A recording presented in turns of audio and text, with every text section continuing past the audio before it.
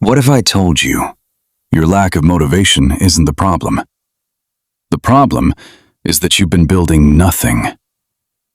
Motivation is a fire, and you've been standing in front of that fire your whole life, warming your hands, waiting for it to tell you it's time to move. But what happens when the fire goes out? Because it always does. Always. The hype fades. The New Year resolution dies by February. The 5 a.m. alarm loses. You've been there. I've been there. But here is what the most consistent, most successful people quietly understand. What nobody is selling you because it doesn't feel exciting enough to put on a thumbnail. Your life is not felt. It is built. Imagine a man who wants to build a house. Every morning he wakes up feeling inspired, so he lays bricks. Some mornings he doesn't feel it, so he does nothing. He waits for the feeling to return. After a year, he has a pile of bricks. Not a house, a pile. And he wonders why his neighbor, who never seemed particularly fired up, never posted about his grind, already has a roof, 4 walls, and a fireplace. The neighbor didn't wait to feel ready. He built the hearth, and the hearth kept him warm enough to keep building. We have been sold a story. The story is, find your passion, tap into your motivation, and results follow automatically. And that story has paralyzed more people than laziness ever could. Because at least the lazy person isn't holding a blueprint, frozen, waiting to feel worthy of it. Motivation is not a driver. Motivation is a passenger. It shows up when things are already moving. You do not feel your way to momentum. You build your way there. There is a concept in psychology called behavioral activation. The clinical insight is elegant. Action precedes motivation, not the reverse. Your brain generates motivation as a response to movement, not as a prerequisite for it. The spark does not come before the strike. The spark is the strike. So every time you sit there, scrolling, waiting to feel ready, you are sitting inside a house with no hearth, asking the cold air to warm you first. Here is the shift. Stop asking, how do I stay motivated? Start asking, what am I building? An architect does not begin with emotion. She begins with a blueprint, a deliberate design of what will exist before it exists. She calculates load-bearing walls. She decides where the light will enter. She plans for storms. You are the architect of your life, and every single habit, every action you take with repetition is a vote, not just for a result, for an identity. Every time you sit down to write, even for 10 minutes, you cast a vote. I am a writer. Every time you lace up and walk, even around the block, you cast a vote. I am someone who moves. This is identity architecture. You are not trying to accomplish tasks.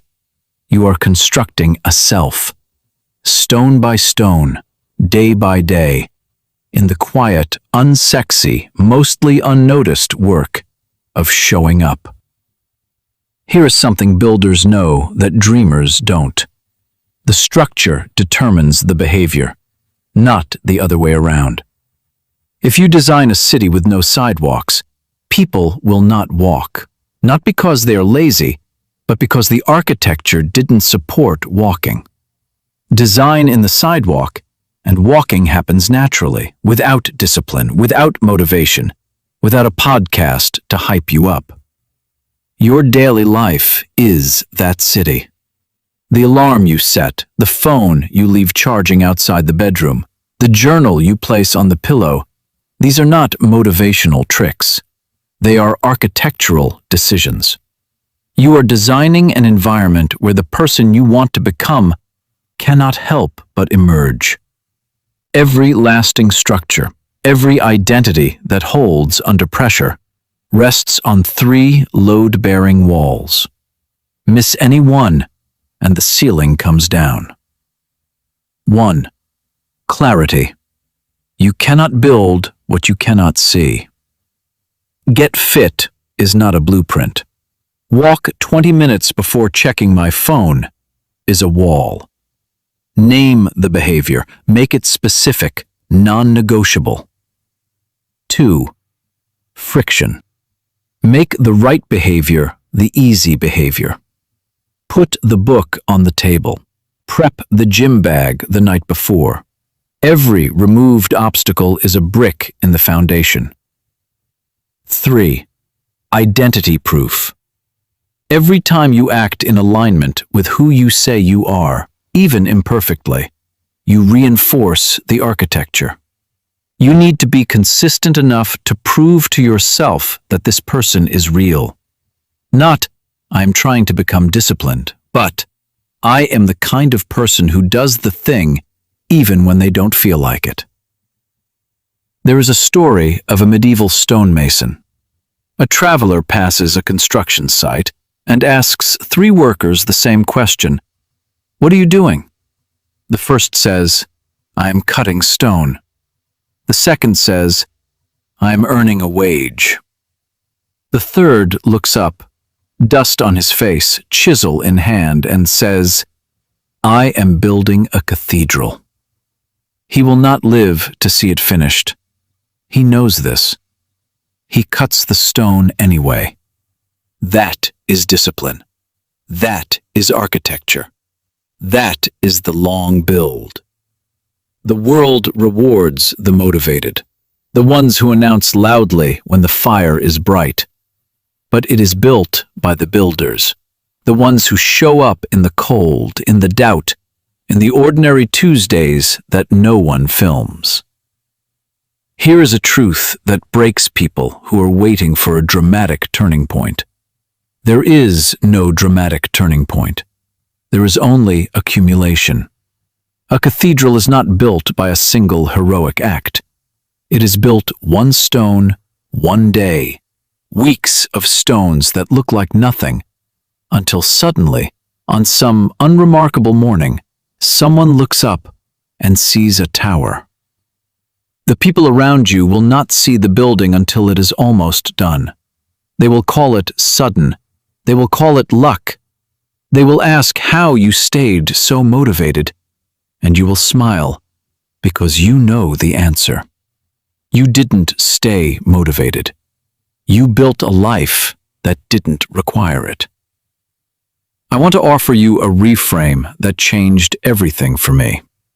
We treat discipline like punishment, like self-control, like white-knuckling through life. But the builders, the stonemasons, the architects, the great ones, they do not experience discipline as force. They experience it as love. Love for the person they are becoming. Love for the life they are constructing stone by stone. Love for the craft itself, not because every session is beautiful, but because beauty lives in the commitment, not the moment. You do not fall in love with the house while laying brick in the rain. You fall in love with it when you lock the door on the first night and know, I built this. That is available to you. Not after the results come. Now. In the act of laying the stone today. In the decision this week to build one thing. One small, specific, unsexy thing. And do it regardless. So here is where I leave you. Not with a challenge to be more motivated. Not with a hack to make discipline easier. But with a question that is quietly powerful if you sit with it. What are you building? Not what do you want? Not how do you feel right now? What are you building? Because a real life, a solid, yours and no one else's life, does not come from waiting for the fire.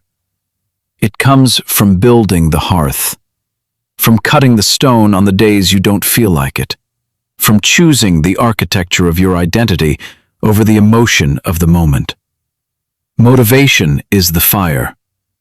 Discipline is the hearth that keeps it burning. Start building.